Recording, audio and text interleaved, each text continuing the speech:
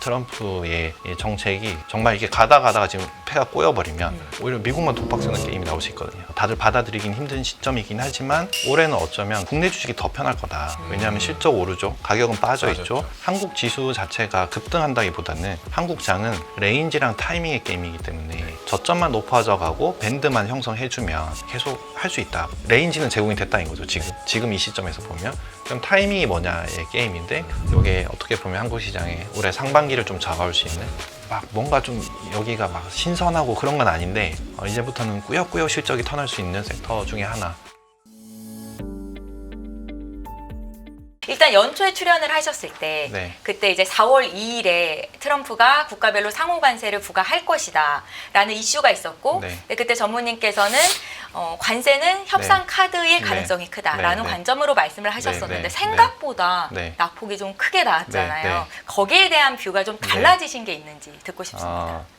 사실 결론은 다른 건 없는데 네. 그러니까 지난주에 급락은 그게 아닐 수 있다라는 불확실성이 갑자기 탁 증폭되면서 시장이 급락으로 이어졌고 그런데 또 그게 회복은 또 뭐냐면 결국은 협상용이 맞구나가 되면서 이제 반등이 나오는 거라서 사실 결론적으로는 바뀐 건 없다. 근데 이제 결국 그 트럼프의 협상력 자체는 네. 우리의 상식선을 좀 넘어섰다. 그렇죠. 그래서 그거가 시장의 변동성을 제공했고 지금부터는 이 과격함이 어찌 보면 약간 장난스러워지잖아요. 이게 이 레벨을 너무 넘어선 숫자들이 나오기 시작하니까. 100% 뭐 네. 125%, 네, 130%. 그래서 이제는 의미 없는 상황이 돼버렸기 때문에 사실 이렇게 되면 뭐 사실 트럼프도 어떻게 보면 패가 좀 꼬이고 있다라고 보여지는 것 같고요. 그다음에 이 과정에서 발생되는 모든 것들을 보면 결국은 트럼프의 이 각종의 정책으로 인해서 미국에서 제조업 시설이 확실히 부족하구나가 이제 협상하는 과정에서 보면 어디서 이제 그 강약을 조절하는지를 파악을 하다 보면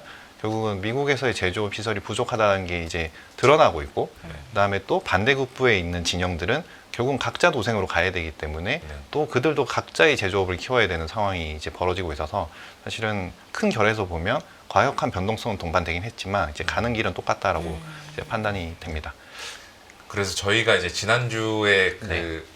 보고 싶지 않았던 숫자를 한번 네, 보고 네, 왔잖아요. 네, 2293포인트. 네. 이제 그거 보면서 많은 분들이 네. 이제 그게 밸류에이션 상으로 보면은 바닥이다. 네. 그런데 동시에 저희가 시장에 있다 보면은 네. 진바닥은 뭔가 네, 쌍바닥을 네, 한번 네. 찍어야지 진짜 네, 제대로 네, 반등이 네. 나오고 네. 위로 올라가잖아요. 네. 이 부분에 대해서는 어떻게 네. 좀 생각하세요? 아직 진바닥, 쌍바닥을 한번 보러 가야 되는지 네, 네. 아니면 여기서 이제 그 예. 레벨은 안 보고 네. 저점을 계속 높여가는 경로를 봐야 되는지 어떻게 보고 사실 계십니까? 이게 왜 우리가 코로나 때 이런 네. 이슈들을 경험해 보면 사실 어떤 이벤트가 발생해서 급락이 나오고 네. 그다음에 되돌릴 때 이게 정책이 나와서 지원을 해주면서 다 회복을 시키는 네. 경우에는 외바닥이 그러니까 V자 반등이 바로 네. 나오는 건데 그게 아닐 경우 지금처럼 정치의 이슈에 의해서 네.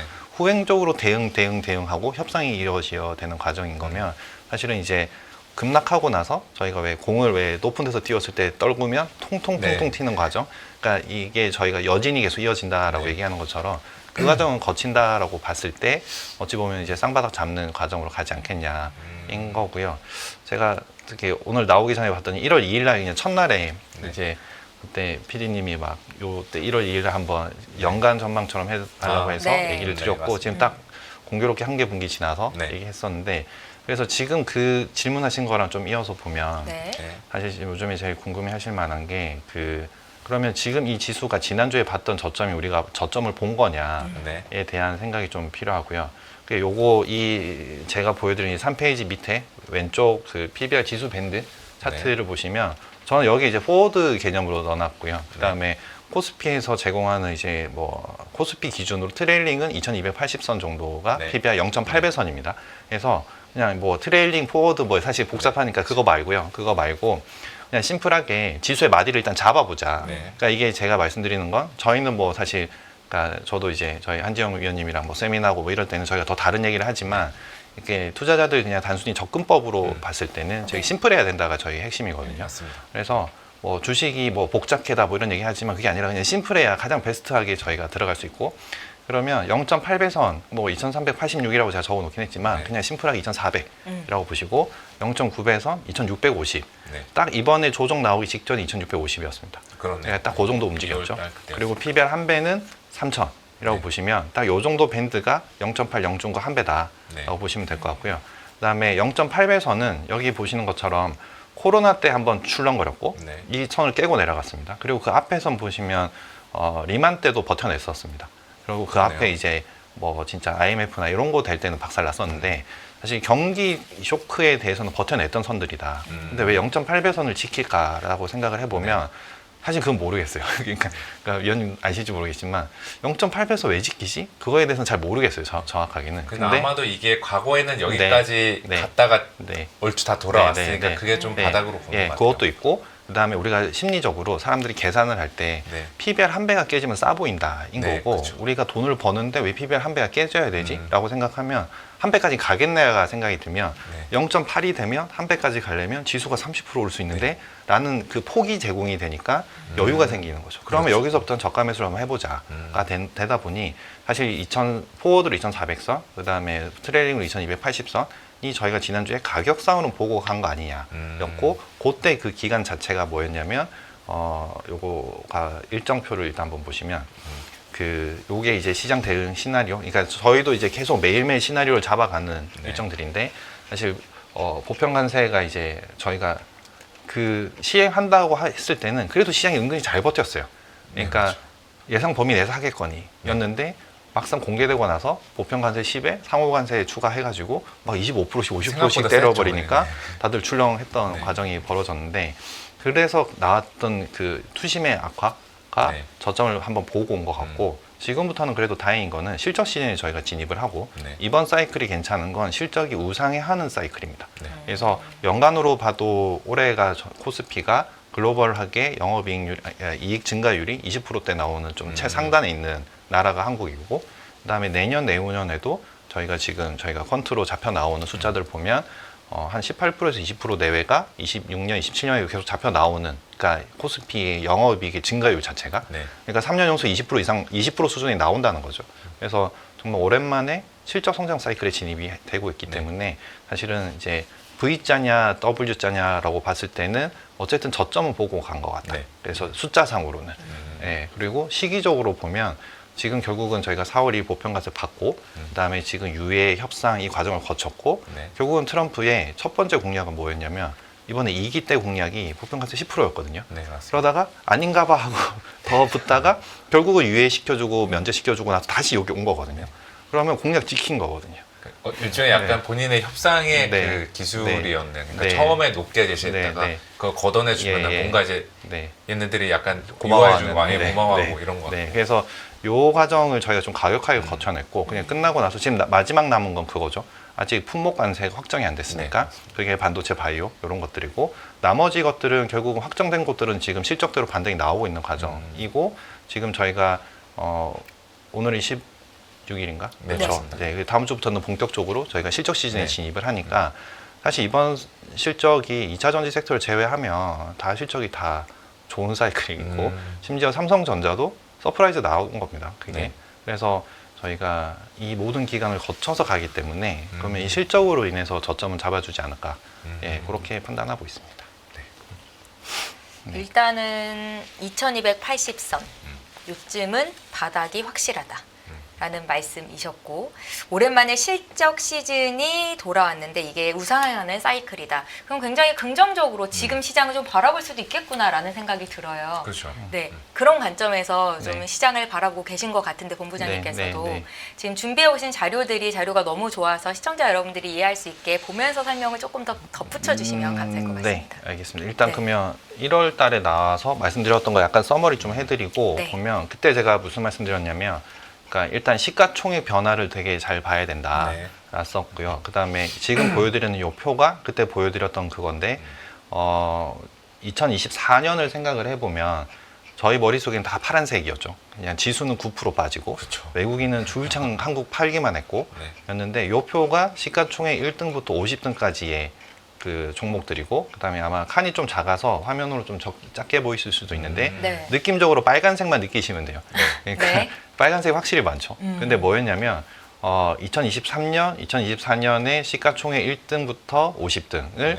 그냥 그대로 나래비를 세워둔 거고요. 네. 그러면 23년 대비 2024년에 시가총액 순서가 위로 올라간 것들 결국은 수익률이 좋았다인 건데 네. 근데 그 오른쪽에 제가 네모 빨간색 박스표로 두 개를 해놨는데 네. 2024년 수익률표를 보시면 우리의 체감은 지수가 마이너스 9%였고 뭐 코스닥은 마이너스 10몇 %였지만 여기 보시면 절반 웬만하면 이상이 올랐는데요. 이거 거의 다 올랐죠. 네. 근데 두 가지가 안 올랐죠. 뭐였냐면 삼성전자랑 2차전지 네. 예, 빼면 다 올랐습니다. 그리고 그냥 뭐 5% 10% 오른 게 아니라 뭐 몇십 %씩 오르고 뭐 많이 오른 거 현대일렉 같은 거는 뭐 360%씩 오르고 뭐 그런 상황이었죠. 그리고 그 옆에 칸이 뭐였냐면 외국인 지분율 변화인데 외국인의 절대값, 그러니까 외국인이 뭐 지분율 자체가 5%다. 네. 근데 그게 10%다. 그러면 5% 포인트가 증분된 거죠. 네, 맞습니다. 예, 그거의 표현인데 그거 보시면 다 빨갛죠. 여기도 마찬가지입니다. 외국인은 삼성전자 되게 한국 엄청나게 네. 판 것 같은데 늘리는 애들이 네. 많았었는데. 근데 총액으로 보면 판 것처럼 보이는데 네. 삼성전자랑 2차전지 헐어서 다 산 겁니다. 근데 뭘 샀냐? 그냥 너무 뻔하죠. 우리가 머릿속에 지금 각인돼 있는 네. 조선 네. 방산 변압기 네. 밸류업까지 샀습니다. 네. 그러니까 밸류업은 저희가 금융주들 중심으로 였습니다. 그러니까 밸류업이 한국의 정책 수혜주다 해서 한국 매니저들은 조금 약간 이렇게 폄하하기도 했죠. 했는데 결국은 실적 잘 나왔고 외국인들은 이거에 대해서 토탈 뭐죠? TSR 그거에 대한 반응에서 되게 좋았기 때문에 점수를 주면서 네. 지분을 끌어모았죠. 심지어 우리가 정책 때문에 안 될 수 있다라고 하는 원전 관련된 두산 에너빌리티조차도 외국인은 사실 지분율 증분으로 보면 쓸어모았습니다. 그러니까 그게 이제 2024년도 값이었다. 근데 이것들이 뭐였냐면 결국은 제가 계속 말씀드렸던 여러 가지 중에 이 시장의 판이 너무 복잡해 보이지만 네. 지금 보여드리는 이 그림 이거 계속 나올 때마다 보여드렸던 거. 네. 그러니까 지금 이게 뭐 금리, 인플레이션 이거 다 떠나서 패권 전쟁인데 네. 그 패권 전쟁의 요약이 결국은 테크 전쟁이다. 네. 테크 전쟁인데 테크의 결이 IT랑 에너지 두 개의 결로 나뉜다. 그런데 이것들이 세부 카테고리가 뭐 AI 반도체, 로봇 뭐 이런 식으로 나뉘고 에너지 쪽은 2차 전지, 태양광, 풍력, SMR, 원전 쫙 나가죠. 근데 이거 이제 저희가 2022년 그렇게 시장 하락할 때 태조 이방원이라는 그렇죠. 5개 섹터가 등장했던 게 똑같이 가고 있는 겁니다. 계속 확산되면서 이름만 바꿔갈 뿐인 거지. 그런 와중에 신규로 붙는 것들, 방산, 바이오, 뭐 한국만의 수출주, 뭐 엔터주, 음식료 이런 것들이 붙기 시작하고 그다음에 밸류업 한다 그러니까 금융주 붙고 그다음에 금리 빠지고 유가 빠지니까 유틸리티도 실적 좋아지고 항공도 좋아지고 그러다가 이제 중국이 부양책 쓰니까 뭐 그러면 중국에서 관련된 거 뭐 있지 하다 보니 또 한알령 풀린다 그러고 뭐 미디어 엔터 이렇게 나가고 이 말씀은 뭐냐면 패권 전쟁이고 큰 틀은 테크 전쟁으로 똑같고 그다음에 제가 여기서 공통적으로 말씀드렸던 게 뭐였냐면 요 기업들이 모조리 다 제조업이다. 제조업인데 제가 위에도 적어놨지만 그 제조업의 베스트 인 클래스. 그러니까 퍼스트 인 클래스, 베스트 인 클래스 저희가 왜 바이오에서 얘기하듯이 첫 번째 약이냐 아니면 제일 좋은 성능의 약이냐 그렇죠. 라고 했을 때 저희가 한국에 있는 요 기업들은 IT 계열, 에너지 계열로 나뉘지만 여하튼 여기에 포함된 모든 세부 카테고리에 있는 산업의 업종 대표주들이 한국에서는 아니 글로벌하게 글로벌 제조업단에서 베스트 인 클래스의 기업들이다. 그리고 특징은 모조리 다 구조조정이 끝났고 혼자 살아남아 있다. 구조조정 끝난 상태에서 이 낙수 효과를 받고 있다. 그 기업들이 수출주인데 제조업이니까 저희가 제조업이면 밸류션 목표가 잡을 때 그냥 단순 내수용이면 퍼 10배 주죠. 네. 왜냐면 시장 퍼가 10배니까. 그렇죠. 근데 수출하면 더 성장성이 더 있으니까 줄 수 15배 주죠. 근데 시장을 다 먹었어. 이러면 20배로까지도 주죠. 그래서 요 기업들이 다 이렇게 움직인다. 이어서 한국에 혁신적인 정말 새로운 기업은 사실 없으나 그 혁신적인 기업이 필요로 하는 제조업 시설은 한국이 되게 좋은 서플라이 체인 단에서의 좋은 포지션을 갖추고 있기 때문에 네. 한국의 투자 포인트는 지금 이제 작년도 그렇고 올해도 그렇고 우리는 이 제조업 단에서의 제일 좋은 기업 베스트 인 클래스에 집중하자 였고 그거는 모조리 다 시총 상위주에 있을 거고 네. 이것들은 사실은 식상할 거지만 계속 갈 거다. 왜냐하면 실적이 나오고 네. 밸류에이션이 계속 그렇게 갑니다. 근데 공통적인 게 이번에 이 과정을 계속 올해도 그랬고요. 작년에도 그랬고 저희 보면 단적인 예로 뭐 현대일렉 아니면 네. 하나 에어로 같은 기업들 보면 쭉 가다가 멈추는 구간이 나옵니다. 네. 그게 왜 멈추냐? 포워드 4로 20배 딱 멈추니까 밸류에이션의 한계가 온 거죠. 근데 멈췄다가 그 멈추면 저희가 뭘 합니까? 예를 들어 하나 에어로가 멈추면 더 싼 걸 찾죠. 그렇죠. 로템은 같은 섹터 내에서. 간 거 찾죠. 네, 네. 그래서 더 에어로를 비싼 거죠. 사다가 네. 현대 로템은 퍼 14배인데 너무 싼데 그러니까 얘를 또 사는 거죠. 그러다 실적이 발표됐어요. 하나 에어로 서프라이즈. 그러면 퍼 20배가 뚝 떨어지죠. 그럼 밸류에이션 룸이 또 생겼네 하면서 또 가고 또 가고 또 가고. 그래서 그 과정을 저희가 지금 몇 년째 하고 있는 거거든요. 계속 계단식 상승. 그런데 이 기업들의 특징은 뭐냐면 수주 베이스이기 때문에 네. 수주 받아놓고 1년, 2년치 아니면 길기면 3, 4년치 네. 조선 같은 경우에는 수주를 깔아놓고 가는데 믹스까지 좋아지니까 매출 늘고 이익률 더 늘고 그러면 매출액 성장률보다 이익률의 그러니까 영업이익 증가율이 더 커져버리는 그러니까 손익계산서 기준으로 매출 영업이익 밑단으로 내려올수록 증가율이 더 커지는 그러니까 최상의 기업들이 나오기 제일 시작하는 좋은 거죠. 기업들이죠. 예, 그런데 펄을 30배, 40배씩 주지 않죠. 네. 또박또박 제조업이니까 20배씩 주면 그런데 이 모든 데이터는 매월 1월 1일 날 수출 데이터로 나오죠. 네. 예, 그러니까 실적은 또박또박 나오고 밸류에이션 매길 수 있고 부담되지 않고 그 기업들이 올해를 주도할 거다였는데 2024년 값들도 이랬고 2025년도도 지금 보시는 표처럼 이건 3월 31일까지의 종가 기준이거든요. 네. 그래서 똑같습니다. 똑같이 움직였고 지금 어제죠. 하나 에어로스페이스가 네, 시총 저도 그게 되게 놀랍더라고요. 여기 아까 처음에 24년 거 시가총액 순위 보면은 네. 24년도 하나 에어로스페이스가 네, 29위였는데 29위였습니다. 지금 7인가 네. 이 정도까지 올라왔으니까 네, 그래서 그것도 되게 맞습니다. 많은 변화를 암시하는 거죠. 1월 달에 제가 그 올해 주목하는 게 제가 시총 3등, 5등. 그게 뭐였냐면 제조업스러운 바이오. 셀트리온, 삼성바이오로직스가 네. 3등이 LG 에너지 솔루션이고 네. 5등이 이제 현대차인데 네. 사실 올해는 요 두 개의 기업의 매출 성장률이 없잖아요. 되게 낮은 상태죠. 근데 올해 이 삼성바이오로직스랑 셀트리온의 이익 증가율은 되게 세거든요. 그러니까 순위 바뀔 수도 있다. 예, 이런 거였고 그다음에 시총 20등, 30등 내외가 지금 시총 경쟁이 되게 치열하다. 네. 근데 밑에서 치고 올라오는 기업들이 방산, 조선, 변압기다. 그래서 실적이 꺾일 수가 없는 구조에서 치고 올라오기 때문에 순위 바뀜 날 수 있다인데 25년 봤더니 지금 어제 종가값이 이제 하나 요로 6등이 돼버렸고 예, 그다음에 현대중공업도 지금 오늘로 10등이죠. 네. 10등이 됐고요. 그다음에 지금 종가로는 아직 삼성바이오가 4등이고 네. 셀트리온이 지금 요새 7등, 8등 왔다 갔다 네. 하는데 사실 한 2, 3주 전쯤에 종가 기준으로 시총 3등을 삼성바이오로직스가 차지했었어요. 이틀 정도. LG 네. 에너지 솔루션 네, 밀어내고 3등으로 됐었습니다. 그리고 셀트리온도 거의 비슷한 시점에 장중에 시총 5등이 됐었습니다. 현대차를 밀어내고. 그래서 요 과정이 되게 치열하다. 이건 똑같다인 거고. 그래서 뭐 이게 공통된 질문들로 요새 많이 저도 이제 딴 데서 많이 받는 네. 게 그러면 조선 방산 변압기 계속 가는 거냐? 뭐 주도주 뭐 시장이 오르고 이번에 네. 반등 나올 때 바뀔 거냐라고 하면 아까 말씀드린 그 실적과 밸류에이션의 그 결대로 그대로 갈 거다가 이제 드리는 말씀이고요.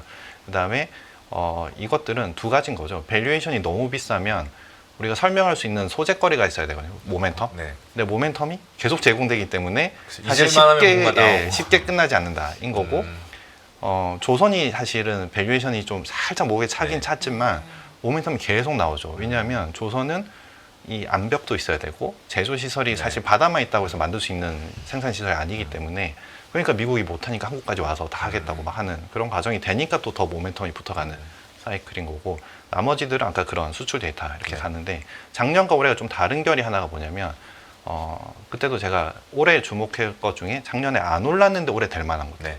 그게 이제 사실 삼성전자, 셀트리온 제가 이런 거 네. 말씀드렸었거든요. 근데 3월 31일 종가 기준으로 보면 외국인이 삼성전자 사고 있었습니다. 예, 그래서 그 요런 것들이 작년에 없던 거. 그러니까 이건 아까 나중에 또 실적을 말씀드리면서 네. 한번 말씀해드릴 건데 네. 그런 측면에서 지금 요 시총 변화의 시총 비중의 변화, 그다음에 이것들이 그렇게 비싸지 않은 밸류에이션, 10배 중후반에서 움직이는 밸류에이션의 실적 그로스는 되게 좋은 업종 대표주들로 움직이고 있다. 여서 요거에 대해서 저희가 집중해서 대응을 하면 사실은 크게 차이가 안 날 거다라고 말씀드렸었고요. 그다음에 4월 달 요때 가서 이건 약간 지금 단기 시황인데 네. 저희가 지금 되게 또 다이나믹한 일들을 되게 많이 지나왔죠. 저희가 12월 달부터 시작해서 그 계엄령 벌어지고 그렇죠. 뭐 사실 그런 게 있었는데 지금 보면 저희가 3월 20일 정도에서 4월 2일 정도까지 조심하자가 저희의 네. 생각이었어요. 그런데 왜냐면 일단 3월 20일이 올해 첫 번째 FOMC 네. 점도표를 찍어주는 네. 첫 번째 FOMC였기 때문에 이날 사이클에서는 저희가 사실 그렇게 신경 안 썼죠. 안 썼는데 요즘 와서는 이게 두 번 내릴까, 세 번 내릴까, 네 번 내릴까가 이제 헷갈리니까 네. 그러면 일단 점도표를 보자. 그래서 딴 때보다 중요한 FOMC였다. 네. 3월이. 그리고 공매도 재개가 1년 반 만에 되니까 3월 30일 일단 어쨌든 열린다. 공매도가. 그다음에 물론 이제 저희는 공매도가 좋다고 보는 입장이지만 그거는 기관이나 외국인 입장인 거고 그다음에 보편과세 4월 2일 날 예고된 대로 한다. 이니까 딱 요 영업일수로 10일 영업일 집중적으로 변동성 요인이 몰려 있다. 근데 3월 중순까지 주가는 되게 좋았지 않습니까? 네. 그래서 그게 딱 또 공교롭게 0.9배선까지 터치를 하고 있고 그러면 저희가 실적은 당연히 좋을 거니까 네. 이거 나오면 당연히 갈 것 같은데 요 신영업일이 조금 위험하다. 조금 약간 변동성 제공될 네. 수 있으니 거쳐가자였는데 마침 또 FMC는 무난하게 지나갔고요. 네. 공매도도 사실 무난하게 지나갔습니다. 근데 이제 보편관세 땅 하고 나서 예상치가 여기서 갑자기 벗어나서 네. 지금 최근 한 2주 동안 좀 힘들게 왔던 과정인 거고 결국 요거 끝나면 또 한국은 실적 시즌이고 하나가 더 생겼죠 모멘텀이. 네. 이제 6월 3일에 대선이라는 게 생겼기 때문에 대선의 정책 모멘텀이 나올 거고 누가 되든 어쨌든 지금 사이클에서는 무조건 정책의 경기 부양책이 나와야 되기 때문에 이거는 뭐 사실 국내 요인으로는 나쁠 게 없다라고 보면 지금 요 구간 결국 남은 건 기승전 품목관세에 대한 확정치 네. 확정치가 나와주면 되지 않겠냐인 거고 요 과정 동안에 저희가 확인한 건 하나가 있습니다. 국내 수급에서 안전판 역할을 연금이 해주고 있다라는 거고 그다음에 지금 연금이 이번에 사실 정말 적시적소의 타이밍을 정말 잘 맞춰서 집행을 잘 했고요. 사실은 맞습니다. 4월 초에도 예상이 없었는데 되게 강하게 완전 밑에서 소위 건졌죠. 그렇죠. 예. 마중물과 네. 함께 많은 투자 예. 기회를 얻으셨어요. 그걸 하나 더 붙는 게 기타 법인 순매수 이게 다 자사주거든요. 그러니까 우리나라 시가총액 이 큰 기업들이 이 많은 돈으로 자사주를 모조리 사고 있다는 거죠. 네. 그래서 외국인만 돌아오면 되는 과정인데 결국은 그게 돌고 돌아서 이 모든 악재가 마지막 남은 게 뭐냐 확정만 해주면 되면 된다라는 게 보편관세의 확정치인 거고 그러면 환을 좀 돌릴 수 있다. 그러면 외국인 수급도 개선된다인 거고 그러면 또 이어지는 질문이 이제 그럼 환이 어떻게 레벨이 될 거냐인데 사실 환이 1,490원 정도까지 갔다가 오늘 1,420원 아까 저 네. 나올 때 보니까 더 빠지고 있더라고요. 이번 주에도 한 10원대도 한번 네, 갔다 네. 왔었죠. 그러니까 이 레벨을 저희가 보면 저희가 힌트를 얻을 수 있는 게 캐나다랑 멕시코 관세 맞을 때 네. 오히려 그 나라들은 환이 강세로 갔거든요. 한국은 더 약세로 갔고 네. 그러면 관세를 맞는 나라가 실행되는 나라는 강세로 가는데 왜 우리는 더 약세로 가지? 결국은 전국 안정이 안 됐기 때문인 거고 탄핵 그 심판 난 날 순간적으로 딱 1,430원까지 빠졌다가 움직였거든요. 네. 근데 국내 전국은 그걸로 결판이 났고 그러고 나서 또 뉴스 오후에 나온 게 관세 이슈가 나와버렸거든요. 네. 그러니까 바로 또 위로 튀었거든요. 그러면 그 50원 그거는 국내 이슈는 50원으로 해결이 된 거다.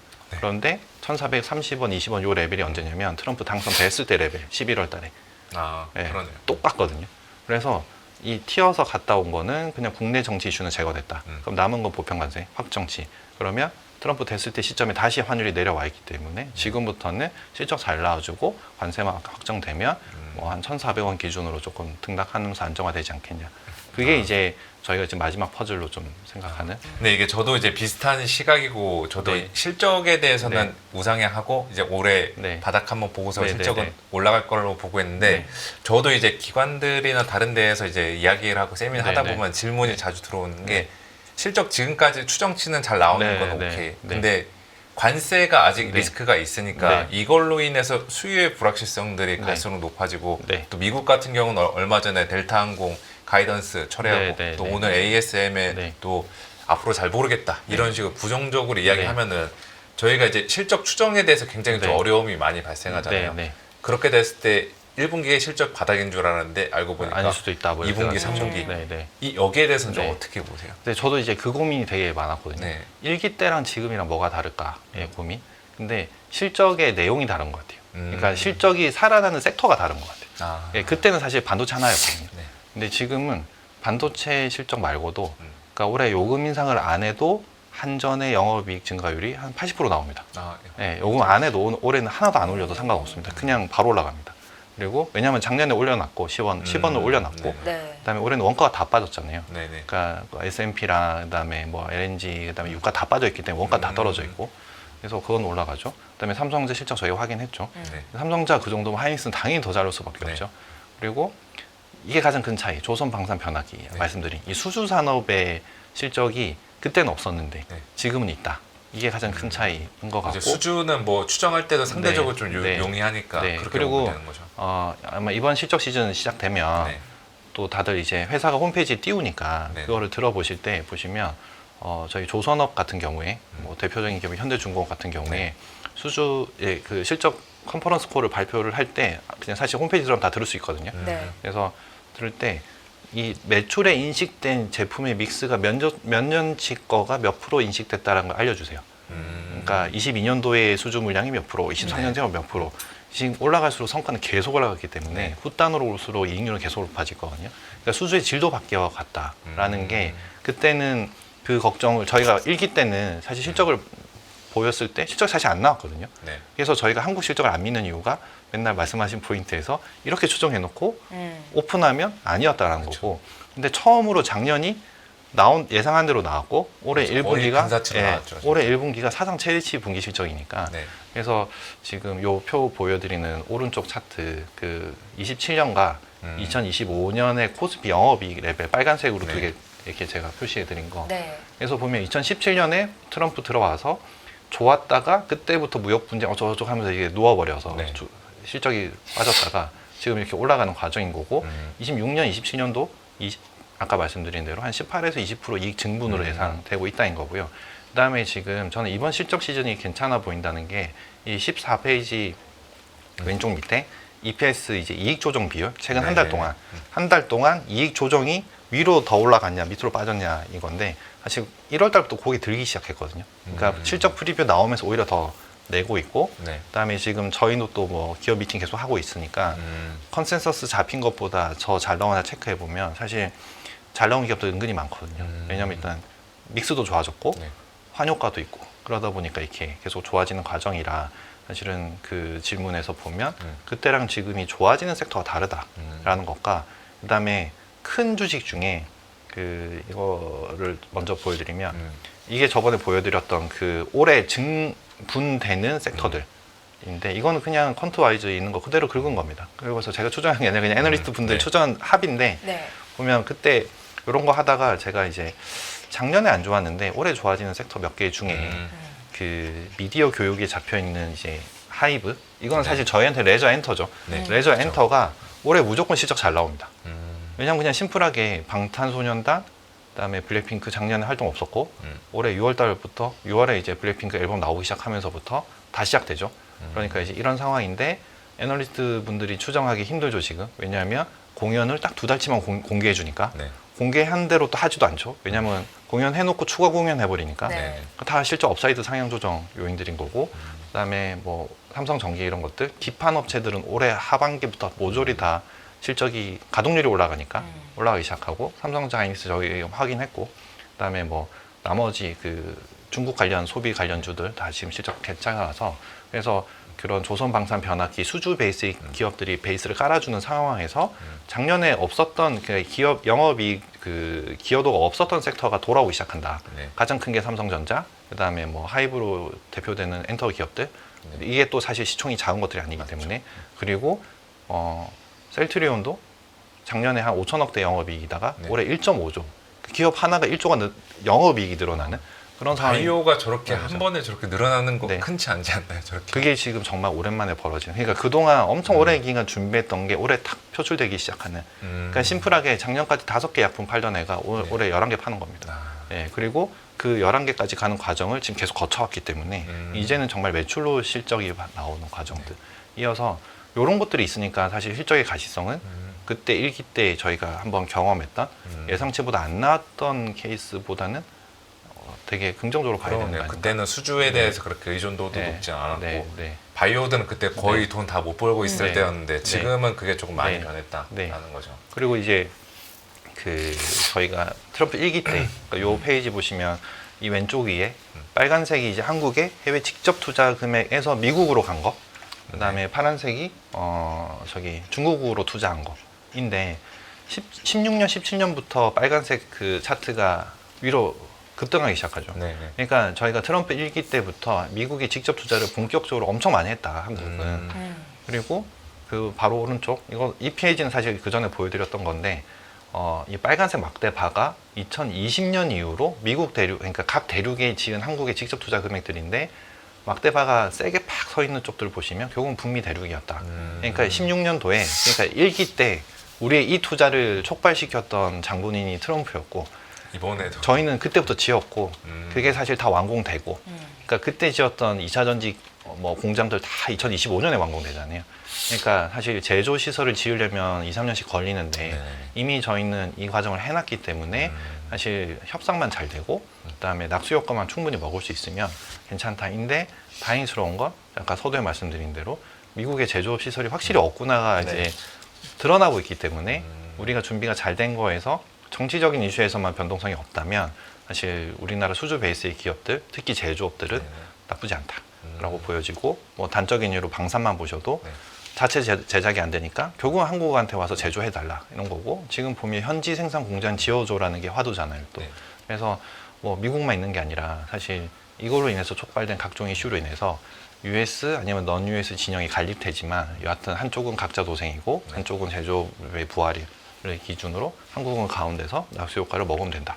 인데 사실 여기 보신 것처럼 기업들마다 다 다른 분야를 했죠 이제 특화되게. 그래서 시장에 다양한 모멘텀을 계속 끝없이 제공하고 있다가 지금 이 헷갈리는 시장이긴 하지만 하여튼 큰 결은 계속 이렇게 잡고 가는 게 맞다고 생각되고 그게 연초에 드렸던 말씀인데 사실 크게 달라진 건 없다. 네, 그리고 그렇게 된 결국에 이제 조선방산의 힘이 우리나라 증시에서도 컸다고 네. 볼 수 있는데 네. 네. 저희가 이제 시장을 경험하다 네. 보면은 이러한 현상들을 종종 겪잖아요. 네. 폭락장 한 번 거친 다음에 네. 시장이 안정 찾고 반등이 나올 때 기존의 주도주들은 네. 자이든 타이든 자연스럽게 내려가고 네. 네. 새로운 주도주가 치고 네. 올라오는데 네. 이번에 폭락장 겪은 다음에 네. 반등 가장 센 네. 업종이 조선방산이더라고요. 네. 네. 이 현상은 저희가 어떻게 봐야 돼요? 그게 이거는 저도 그렇고 네. 되게 많이 반성하는 부분이고 아침 네. 회의 때마다 약간 저희끼리도 네. 회의하면서 후회하는데 결국은 지금 최근 1년 동안 놓고 보시면 네. 되게 이례적인 일들이 진짜 많이 나왔죠. 그러니까 작년 7월에 미국 대통령이 총을 맞고 그다음에 한국은 계엄령이 발생되고 그다음에 이번에도 보면 뭐 100% 200%의 관세를 막 때려버리는 네네. 이런 상황이 벌어졌는데 이걸로 인해서 발생한 결과값들은 뭐였냐면 정말 짧고 굵은 조정이었거든요. 근데 견딜 수 없을 만큼 굵은 조정이 나왔죠. 그렇죠. 예, 지수가 막 15% 20%씩 빠져버리니까. 그래서 그런 충격이 되게 컸기 때문에 사실 그거에 대한 트라우마가 좀 있다 보니까 이제 결국은 지나고 나서 보니 그 주식이 결국 돌고 돌아 결국 우리가 그걸 투자하고 있더라가 된 상황이니까 결국은 답지는 정해져 있다. 그래서 그냥 이럴 바에야 우왕좌왕하지 말고 보자 하고 있는데 마침 빠지는 구간에 이 기업들의 모멘텀이 또 더 나와 버렸습니다. 아, 이게 예, 뭔가 예. 소식들 나왔던 네, 것 같아요. 네. 그리고 실적은 더 좋다 그러고 지금 네. 실적 때. 그러니까 지금 컨센서스 잡힌 것보다 더 좋다고 지금 계속 프리뷰 나오고 있고 그러다 보니까 결국은 괜히 이런 데서 기웃거리지 말고 그러니까 새로운 주도 찾지 말고 네, 기존에 집중하자. 있던 거. 예. 아, 그래서 저희도 지금 펀드 비중 조절이 되게 지금 가장 큰 관건이거든요. 네. 그러니까 이쪽으로 몰아갈 거냐 아니면 낙폭 과대한 쪽을 좀 섞어갈 거냐. 네. 근데 결국 오늘 같은 날은 낙폭 과대 쪽으로 섞어가면 수익률 갉아먹히는 날이고 네, 맞죠, 맞죠. 예, 근데 또 만약에 반대로 반대 현상이 나타나면 이게 없으면 또 기존 주도주만 들고 있으면 또 죽는 게임이 그렇죠. 나오는 거고 그래서 일단은 그냥 기본적으로 이럴 때는 저희들은 이제 펀드 운영하는 입장에서는 1차적으로 일단 순서를 세우죠. 1번이 뭐였냐면 관세의 직접적인 영향을 받는데 낙폭이 큰 거. 그게 사실 되돌림 때는 제일 세게 나올 테니까. 그게 뭐 대표적으로 자동차가 될 수 있겠네요. 자동차도 자동차, 있는데 이차든지. 지금은 반도체일 것 같고요. 음, 네, 어차피 그 자동차는 확정이 끝났고 네. 그다음에 자동차 산업은 제가 계속 그렇게 막 언급 안 드리는 게 뭐냐면 사실은 우리나라 브랜드가 안 좋다 이런 것보다는 네. 저 글로벌 자동차 브랜드 업체들이 구조조정에 하나도 된 게 없거든요. 아, 그러니까 아까 처음에 말씀드린 모조리 다 구조조정이 끝난 산업에서 한국 기업이 남아있다 이거인데 경쟁력이 있다라고 하셨죠. 네. 네. 아직 근데 자동차는 다르지. 자동차는 다 있잖아요. 그러니까 아직 이거는 글로벌하게 산업 구조조정이 안 됐다인 거고 사실 작년에 현대차, 기아차 실적 좋을 때는 뭐였냐면 밸류업 때문에 올랐지 실적 때문에 오른 건 아니거든요. 예, 그래서 약간 좀 열애로 놓고 지금 이 순간에 놓고 보면 사실 오늘 오후에 제일 많이 빠진 거. 그다음에 아직 관세가 확정이 안 된 반도체가 이제 실적은 되게 좋으나 탑다운 단에서 이 수급이 너무 꼬이니까 네. 많이 빠진 거라 사실 반대 현상이 나타날 때는 또 반대로 순서대로 관세가 직접적인 영향을 주는데 많이 빠진 그러면 반도체, IT 네. 이쪽일 것 같고 두 번째는 영향 받는 건 알겠는데 그렇게 직접적이지도 않다라고 했던 게 이제 조선방산, 뭐 네. 변압기 이런 쪽들인 거고요. 화장품도 마찬가지고 그다음에 아예 상관없는 거 그런 게 이제 뭐 엔터주, 네, 그다음에 뭐 카지노나 이런 것들인 건데 이쪽은 요즘에 또 희한한 게 실적이 좋으니까 한전도 이 오라도 오르고 빠져도 올라가는 그런 현상이 벌어지거든요. 그래서 약간 실적 좋은 쪽 좀 이 세 부류인 것 같아요. 예, 근데 말씀 주신 대로 결국은 지금 수급의 네. 이슈고 반동 나올 때의 이슈는 결국은 많이 빠진 낙폭 가대부터 움직이기 때문에 펀더멘탈 무관하게 움직이기 때문에 그때는 단기 그 변동성이 있을 수 있다. 그래서 지금 무게 중심은 조선 방산 변압기 이런 원래 가던 쪽들은 포트의 중심을 잡아놓고 네. 그다음에 지금 선택은 많이 빠진 반도체 건드릴 거냐 말 거냐에 대한 강약 조절로 보는 게 맞는 것 같습니다. 그래서 요즘에 막 딱 조선방산들 다들 이제 좋은 스토리 있고 숫자도 네, 받침되는 네, 거 아는데 네, 네. 주가상으로 보면은 네. 뭔가 팔고 싶은 레벨에 조금 와 있잖아요. 네, 네. 차익도 많이 네. 좀 쌓인 것 같고. 네. 근데 문제는 이제 팔고서 네. 마땅히 갈 만한 데가 맞습니다. 잘 안 보이는 거예요. 네, 낙폭과대 같은 경우는 말씀하신 대로 들어가 볼 만한데 네, 이게 네. 뭐 끈덕지게 잡고서 네, 네. 들고 갈 만하기는 예. 조금 애매한 것 네, 같고 네. 이렇게 조금 약간 한 달 혹은 그 네. 이상의 관점에서 네. 반도체 조선 네. 일부 비중 덜고 네. 다른 데로 갈 만한 좀 고민해 볼 만한 업종들이 아. 있을까요? 그게 결국은 이제 안 올랐는데 실적 확실히 돌아오는 쪽들. 반도체. 네, 그래서 사실 반도체는 지금 어쨌든 정치 이슈가 섞여 있으니까 네네. 뭐 어차피 관세 확인하고 들어가도 그렇게 무리가 아니거든요. 왜냐하면 뭐 삼성전자 5만 원 중반이면 그렇죠. 예, 사실은 뭐 오를 때 따라 사도 그렇게 아니면 조금 먼저 내가 지켜볼래라고 하는 쪽은 지금부터 사실 사셔도 되죠. 근데 절대 이거는 한 번에 살 그 타이밍은 네. 아니고 지금 타이밍은 우리가 시장 자체를 봐야 되니까 네네. 제가 모아가야 되는 것 같고요. 좀 더 컨빅션 있는 쪽은 저는 그냥 엔터 쪽이 확실히 좀 편하지 않나. 예. 왜냐하면 저도 뭐 그 저희도 이제 철저하게 이제 그런 섹터 순환매를 돌리는 헤지 펀드다 보니까 이렇게 하는데 사실 1분기 때까지야 그렇게 실적이 좋지는 않을 겁니다. 그냥 무난할 겁니다. 네. 근데 이제 확실하게 앨범의 발매나 그다음에 공연이 이제 글로벌하게 벌어지는 네. 이벤트들은 하반기에 몰려 있거든요. 예, 그런 와중에 사실 이제 없던 게 생겼죠. 이제 중국에서 공연을 할 것 같잖아요. 그렇죠. 지금. 한한령 네. 이제 진짜 네. 되게 기대감들도 네. 많이 높아지고 있는 네, 것 같아요. 그러면 이거는 사실 추정이 없던 거였거든요. 그러니까 이거는 공연이 열리면 할 수 있냐 했을 때 이제 할 수 있다가 되니까 그러면은 미국 대륙 말고도 또 인내가 되니까 이제 모멘텀이 있다인 거고 사실 뭐 또 그 기대감에 한번 주가 갔다가 또 다 조정이 좀 나온 상태라 네네. 예, 1분기 실적 앞두고 또 다들 눈치 보기 하는 것 같긴 한데 그렇게 보면 엔터주도 그렇게 나쁜 대안이 아니라 오히려 좀 마음 편하지 않을까. 예. 그리고 아까 잠깐 그 언급을 주셨는데 네. 카지노주 이야기하셨잖아요. 네. 요즘에 카지노주가 네. 시장에 관심을 많이 받는 이유가 어디에서 저희가 찾아볼 수 있을까요? 일단 그냥 중국 인바운드가 개시가 되고 있다인 거고 카지노 기업들의 공통점이 뭐냐면 아마 다들 놀러 가보셨을 텐데 영종도에 가서 파라다이스 시티랑 제주도 가면 이제 드림 그 타워 이게 하면 공교롭게 캐파 확장해놓고 코로나를 맞았거든요. 아. 네, 그래서 정말 어려운 시기를 거쳤어요. 두 회사 다. 네. 예, 그래서 뭐 부채 조달하고 자금 조달하고 하면서 버텨냈는데 결국 이게 데이터들이 꾸역꾸역 올라가기 시작했다는 거죠. 왜냐하면 국내 입국자들이 늘기 시작했으니까. 그래서 지금 3월 달에 다 월별 매출, 아니, 월별 드랍액, 그러니까 배팅 금액 기준으로 이제 월 최대치를 찍어내기 시작했거든요. 그래서 이제 턴이 되는구나. 이고 모멘텀이 하나 더 붙는 게 무비자 입국 열어주겠다. 가 되니까 사실 중국 사람들이 와야 배팅이 커지거든요. 네네. 그러니까 웬만한 카지노의 VIP들은 다 중국인데 중국이 와서 VIP들이 와서 드랍액을 안 해주니까 시점이 밋밋하고 그다음에 일반적인 저희가 요즘에 워낙 다양한 나라에서 입국이 되니까 근데 거기는 그냥 카지노 입장에서 매스 고객이거든요. 그러니까 그렇게 드랍액이 많지 뭐 않아요. 재미만 보는. 네, 거고. 그냥 저희처럼 그냥 네. 갔다 한번 해볼게 뭐 약간 요정 정도지. 근데 그런 게 열린다고 하니 정말 오랜만에 시설은 다 준비되어 있고 들어오기만 하면 되는데 들어오는 게 보인다는 거죠.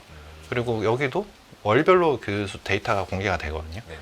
그러니까 어떻게 보면 시간만 잘 기다리면 되는 그런 상태라 사실은 좀 막 뭔가 좀 여기가 막 신선하고 그런 건 아닌데 이제부터는 꾸역꾸역 실적이 턴할 수 있는 섹터 중에 하나여서 그래서 이제 연초에도 엔터 그다음에 뭐 레저 엔터 이런 것들 네. 그다음에 하다못해 뭐 하나투어 같은 것들 올해 황금 연휴가 제일 많은 네. 첫 번째이기 때문에 그래서 환율 상관없이 이거는 3, 4월부터는 숫자가 늘 수 있다. 그런 측면을 저희가 사실 그게 딱 맞다는 아니지만 네. 이거를 연초부터 시나리오를 잡고 이렇게 계속 기업 실적 체크하다 보면 맞아 떨어지는 기간이 나오거든요. 그때 저희가 대응을 하면 되는 거고 그게 아마 지금 왔기 때문에 이쪽들이 꾸역꾸역 올라가는 상황이지 않나 이렇게 보여집니다. 관세 영향을 직접적으로 받지 않으면서 네. 앞으로 실적이 좋아질 쪽으로 엔터는 많은 전문가들이 언급을 하셨는데 네, 네. 카지노는 정말 오랜만에 맞아요. 말씀을 하셔서 네, 궁금해가지고 예, 한번 궁금해서 여쭤봤습니다. 질문을 네. 드렸던 것 네. 같고요. 네. 제가 또 궁금한 건 네. 그 자산 배분 측면에서 네. 요새 그 안전자산이라고 하는 아, 금이나 네. 스위스 프랑이나 네. 뭐 엔화 쪽으로 네. 몰린다고 하는데 네. 그 본부장님이 운영하시는 펀드나 네. 그런 쪽에서는 이런 네. 분배는 어떻게 좀 하고 계세요? 그것도 그러니까 작년 연말에 네. 사실 저희한테도 제일 많이 받았던 그 요청이 뭐냐면 이제 저희도 이제 펀드를 만들어내야 되고 네. 그거는 이제 판매사에서 판매를 하니까 저희가 이제 그 증권사나 은행에 이제 상품팀이랑 미팅을 해야 되는데 이제 작년 연말에 핫 이슈는 전부 그거였습니다. 해외 주식을 담는 펀드를 만들어 달라. 아, 예, 였는데 사실 많은 운용사가 해외물을 담는 펀드를 출시를 했었고 근데 저희는 사실 안 했거든요. 그러니까 왜냐하면 일단은 너무 쏠려갔다. 그러니까 지금 금이고 뭐고 다 말씀하시는 네. 게 뭐냐면 사실 지금 뒤늦게 좀 움직인 측면이 있죠. 그러니까 시세를 보고 판단한 거죠. 그러니까 여기는 계속 오르네라고 해서 뒤늦게 따라가서 약간 이런 느낌. 네. 그런 상황인데 미국 주식만 예를 들면 사실 지금 많이 빠졌으니까 관세가 협상이 끝나면 네. 오를 거기는 할 겁니다. 오르긴 할 건데 예를 들어 지금 M7이 많이 빠졌고 네. 근데 M7 빠질 때 핑계를 뭐라 그랬냐면 경기 둔화예요라고 그랬거든요. 네. 네. 근데 경기 둔화인데 왜 테크 기업인 신기술 성장 기업인 M7이 제일 많이 빠지냐? 그거는 말이 안 되죠. 뭐였냐면 결국 많이 쏠려갔던 상태에서 많이 수익이 났는데 불안하기 시작한 거죠. 그런데 좋은 건 알겠으나 새로운 게 안 나오면 차익 실현할 수밖에 없고 근데 이번에 쭉 빠졌을 때 네. 반등 나오겠지만 이 한번 그 주의 한계가 되는 상태면 이제 자산 배분이 벌어지기 시작할 거거든요. 그런 자금들이 지금 말씀하신 대로 이제 퍼져나가는 과정들. 금으로 가고 뭐 네. 프랑으로 가고 네. 이런 거. 그러다가 그 실제 저희도 그래서 해외 펀드 출시를 안 했고요. 네. 저희는 올해는 어쩌면 그냥 뭐 다들 받아들이긴 힘든 시점이긴 하지만 국내 주식이 더 편할 거다. 왜냐하면 실적 오르죠. 가격은 빠져 있죠. 빠졌죠. 그다음에 한국 지수 자체가 급등한다기보다는 저점만 높아져 가고 밴드만 형성해주면 네. 한국장은 레인지랑 타이밍의 게임이기 때문에 네. 레인지만 제공이 돼주면 계속 할 수 있다. 물론 저도 그 레인지랑 타이밍을 맞추는 구간이 나오면 저희도 펀드 수익이 잘 나올 때가 있고 네. 근데 예상치 못하게 터지는 구간도 저희도 터져내 어쩔 수 없이 손실 나거든요. 음. 나지만 그거를 계속 반복해서 한 1년, 2년 하다 보면 쌓일 수 있는 구간이 진입한 것 같다라는 게 생각이어서 자산 배분은 약간 좀 그렇게 안전은 조금 퍼져 나가거나 아니면 US 말고 넌 US 쪽으로 좀 가는 그리고 또 혹시나 이번 이 트럼프의 이 정책이 정말 이게 가다가 지금 폐가 꼬여버리면 오히려 미국만 독박 쓰는 게임이 나올 수 있거든요. 그래서 옆으로 좀 퍼져내는 게 좀 맞다 보여지고 저희는 그 측면에서 그냥 오히려 좀 싼 쪽들에서 그렇게 플레이하고 있습니다. 그 지금까지 이제 본부장님 이야기하신 내용을 들어보니까 이 네. 관세 지금 뭐 리스크는 저희가 지금 계속 떠안고 있는데 네, 네. 어떻게 보면 그냥 그 요즘에 말하는 대로 정점은 지났다. 네. 그러니까 최악은 이미 네. 넘어갔다. 네. 이 정도로 좀 네. 보고 계시는 거죠. 네, 네. 그렇습니다. 이제 아까 좀 다시 약간 앞으로 돌아가서 보면 네, 네. 문득 드는 생각인데 그 실적이 이제 예전에 비해서 실적이 약간 구조가 좀 많이 구조적인 네, 네, 변화가 네. 일어났으니까 네. 이번 실적도 좋을 거다라고 네. 이야기했는데 어떻게 보면은 이번 4월 말 5월 초가 우리나라 증시한테 큰 기회가 될 수 있겠다는 생각이 들더라고요. 네, 맞습니다. 왜냐면은 지금 많은 사람들이 1분기 실적 별로 기대 안 하고 있는 상태에서 네, 네. 숫자만 조금씩 잘 나와줘도 예. 이게 주가상으로는 네, 되게 모멘텀이 큰 것 네, 같거든요. 네. 비슷하게 좀 보고 네. 계시는 건가요? 맞습니다. 그래서 저도 하루에 뭐 아침에 저희 8시부터 회의하고 네. 그다음에 아침에 제가 보통 10시 반까지 매매하고 그 나머지 한 기업 미팅 하루에 네네. 한 보통 3건씩 계속 하거든요. 네. 기업 미팅 하다 보면 요즘에 제가 가끔 하는 그러니까 종종 하는 질문 중에 네. 지금 상황에서 걱정되는 게 뭡니까? 라는 질문을 합니다.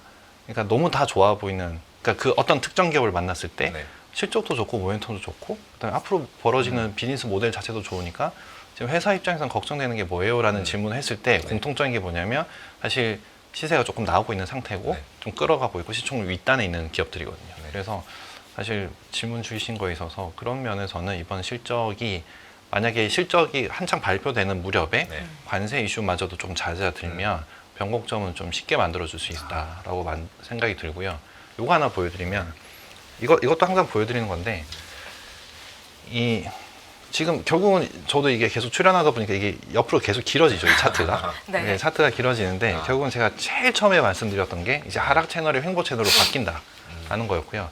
그다음에 또 말씀드릴 게 뭐냐면 이 밑에 약간 검정색 점선, 파란색 네네. 점선인데 요거는 그 해의 지수의 최저점, 그다음에 빨간색 점선은 최고점인데 요거의 폭을 제가 2024년 뭐 22.72 이렇게 적어놓은 네네. 것처럼 이 폭이거든요.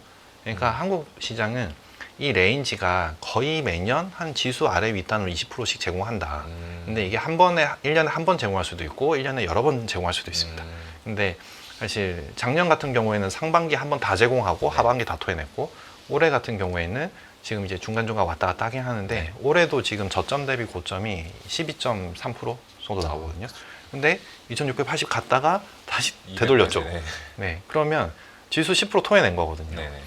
근데 지수가 10% 오른다고 반등이 나온다 생각하시면 종목은 당연히 그 이상으로 더 이상 나오죠. 그러면 레인지는 제공이 됐다는 거죠. 지금 지금 이 시점에서 보면 그럼 타이밍이 뭐냐의 게임인데 그게 아까 제가 여기 타이밍 이 4월 2일 이 일정표 네. 이런 거 보면 관세는 아직 남았으나 실적 시즌은 제공되고 있다라는 측면에서 이게 어떻게 보면 한국 시장의 올해 상반기를 좀 잡아올 수 있는 좀 타이밍이 중요한 지금 타이밍이지. 이제 다가오고 있는 거예요. 예. 근데 지금 저의 로직으로 계속 설명드리는 거는 통화 정책은 모조리다 인하 정책이고 재정 정책은 모조리다 경기 부양책이고 실적 상향 조정 사이클이기 때문에 조정치 매수 사이클이다 이건.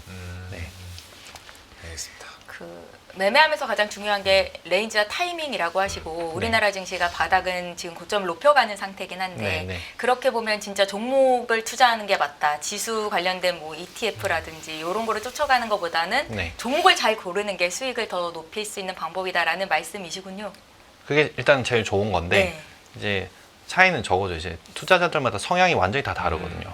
그러니까 저는 롱 바이어스 펀드를 하는 사모펀드고요. 네. 근데 또 롱숏을 하는 곳들도 있고 네. 그러니까 고객군이 다 다르죠. 근데 그거는 이제 사실 본인 성향이긴 한데 사실 지금은 지수는 그냥 이런 레인지라고 보면 뭐 사실 섹터가 좋고 종목이 좋으면 이런 액티브 ETF 쪽으로 가시는 것도 대안이다. 테마형 네, 네. ETF. 섹터 ETF나 뭐 그런 쪽으로.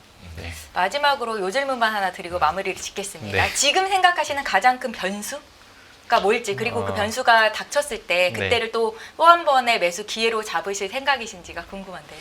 지금 가장 큰 변수는 사실 네. 눈에 보이는 변수는 그냥 일단 혹시나 여기서 더 이상한 관세가 나올까인 네. 건데 사실 이제 숫자 노름이 돼버려서 그렇죠. 예, 이제는 의미가 없어진 것 같고 트럼프도 이번에 국채 이슈 등등으로 네. 예, 저희도 맨날 아침에이드 그 얘기를 했었거든요. 네. 중국도 10년 동안 준비가 됐을 텐데 네. 그냥 당하진 않을 텐데 그렇죠. 그리고 듀레이션이 다르잖아요. 그러니까 시기가 다르잖아요. 네. 시진핑은 공산주의 국가에서 그냥 시키는 대로 해서 끝까지 갈 수 있는 사이클이면 트럼프는 임기 동안에만 몰아가야 되고 여기는 또 탄핵이 가능한 나라인데 그리고 예. 중간 선거도 내년에 있으니까 네. 시간이 조금 더 네, 미국 중국에 비해 촉박하고 부족하죠. 네, 그래서 아마 이번에 갑자기 확 또 튼 게 그런 압박을 어떻게 보면 표출한 걸 수도 있다. 네. 예, 이런 생각이 들고요. 두 번째는 대선 전국이라 또 뭐 어떤 일들이 어떻게 벌어질지 몰라서 결국은 이제 정치 이슈 네. 요 두 개. 요거 말고는 지금 상황에서는 저희는 그냥 사실 크게 안 하고 제가 여기에 마지막에 그냥 EQ 물음표에서 미중 정상회담 적어놓긴 했는데 아, 혹시 이거 되면 그렇죠. 또 판세가 네, 달라질 확 바뀔 있죠. 수 있습니다. 그래서 굵은 테마는 결국은 지금은 섹터나 이런 것보다는 그냥 다 정치 테마다. 네. 예, 정치 이슈다. 이렇게 보여집니다. 더 많은 영상을 보고 싶으신 분들은 화면 오른쪽에 있는 구독 버튼을 눌러주시기 바랍니다. 그리고 영상을 보시면서 좋아요는 필수인 거 아시죠? 항상 인포맥스 라이브를 사랑해주셔서 감사합니다.